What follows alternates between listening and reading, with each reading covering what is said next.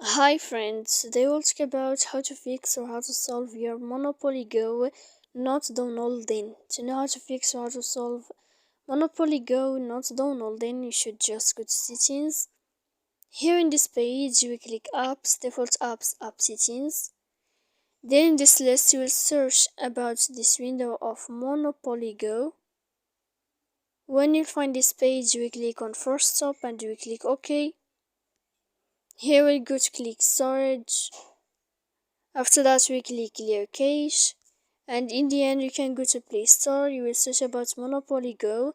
If you find here uninstall, you can uninstall your app, and then you can install again your application to fix your problems here. So please don't forget to support us by like and subscribe.